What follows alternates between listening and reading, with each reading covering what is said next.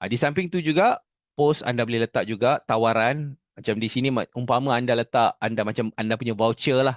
Ya, anda boleh letakkan sebagai orang kata apa, mungkin anda buatkan tawaran special. Contoh sempena apa paling terdekat ni, Tahun Baru Cina.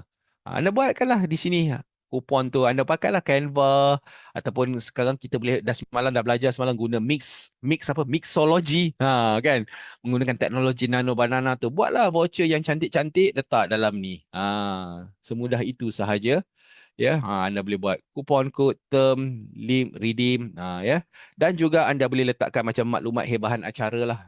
Ini untuk macam contoh hari bersama pelanggan ke, hari contoh anda nak buat flash sale ke. Boleh lah. Gunakanlah medium ini untuk orang kata memberitahulah, ya, siapa yang mengikuti dalam anda punya Google Business Profile ni. Bila anda letak je apa-apa, terus mereka akan dapat update.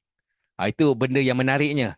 Dan satu lagi yang saya melihat antara baik anda pakai benda ni adalah bila mana anda pakai Google, okey, bila mana anda pakai Google, jap ya, saya sharekan screen. Okey, so nampak kan ni.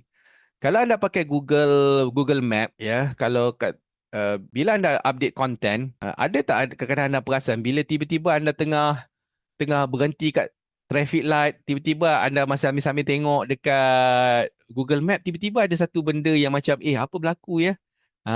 Kan? Guys, tolong like, komen dan share video ini. Baik.